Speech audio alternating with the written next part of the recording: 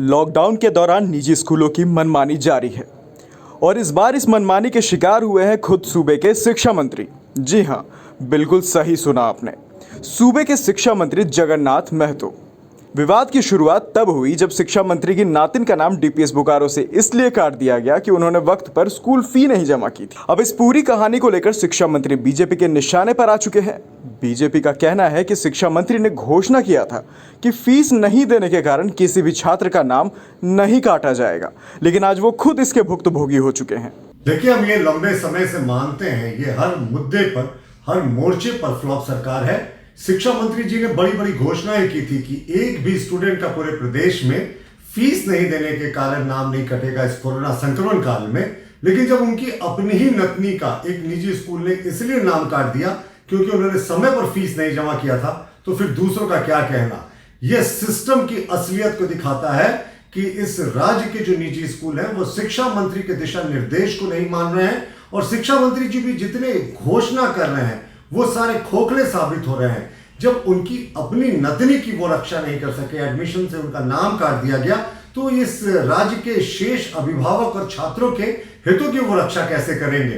तो हम ये बार बार मानते हैं कि ये हर मुद्दे पर नाकाम ट्विटर सरकार है। इसके साथ ही शिक्षा मंत्री के एक पुराने बयान को लेकर भी विवाद गहराता जा रहा है। जब शिक्षा मंत्री ने कहा था जो बच्चे सरकारी स्कूल में पढ़ेंगे उन्हें ही सरकारी नौकरी मिलेगी।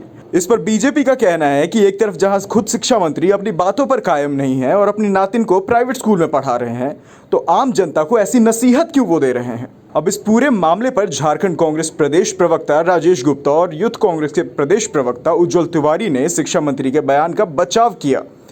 उन्होंने कहा कि शिक्षा मंत्री ने गांव में पढ़ने वाले बच्चों का मनोबल बढ़ाने के लिए ऐसा कहा था। तो ये कहना है कि भारत में जो भी व्यक्ति जिनके यहाँ बेटी होती है वो बिहार के दूसरे घर में चल जाती हैं और उसका सारा जिम्मेदारी वो परिवार का निर्णय लेता है। इसमें माननीय मंत्री जी का निर्णय उतना महत्व नहीं रखेगा क्योंकि वो बेटी है। अगर वो पोती का जाते तो उनका जवाबदेह बनता, और वो तो नतनी का गए थे, तो ये तो उनकी शालीनता समझिए कि वो अपने नतनी के लिए भी अपने बेटी को भी उतना ही तवज्जो दे रहे जितना बेटा को दिया जाता है। वो उस नाते चल गए, मगर उसका तो सारा निर्णय बच्चे का क्या कहते हैं उसके दामाद और उनकी माँ लेंगी या उनके परिवार लेंगे। तो उनकी परिवार ये निर्णय लिया है कि डीपीएस में पढ़ाना है, तो वो निर्णय में तो इंटरफेयर करना किसी के घर में उतना उचित नहीं बनता है मेरे हिसाब से। कि सबसे बड़ी चीज़ है कि शिक्षा मंत्री जरूर बहुत ही गंभीरता से इसलिए बोले होंगे कि इस बात को कि जो बच्चे गाँवों में रहते हैं उनका मनोबल बढ़े, उनकी शिक्षा दीक्षा बढ़े।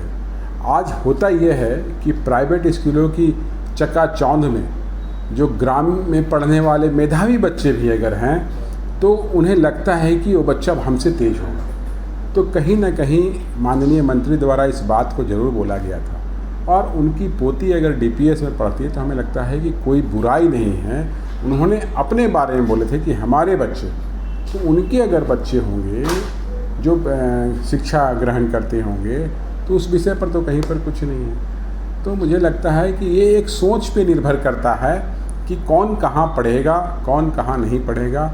और सारे बच्चे झारखंड के जो हैं, मैं तो बोलूँ कि सारे लोगों को कांग्रेस पार्टी चाहती है। जो हम लोगों ने शिक्षा का अधिकार कानून बनाए थे हमारी सरकार ने यूपीए के टाइम में, कि हर एक बच्चा को इस राज्य का शिक्षित हो और राज्य को आगे बढ़ाने में अपनी योगदान को वो दे।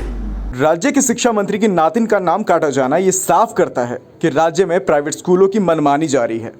इस कोरोना काल में राज्य सरकार की ओर से अगर इस पर जल्द एक्शन नहीं लिया जाता तो अभिभावकों की जेब पर अतिरिक्त बोझ बढ़ सकता है। सनमार्ग लाइव 7 के लिए विशाल भारद्वाज की रिपोर्ट।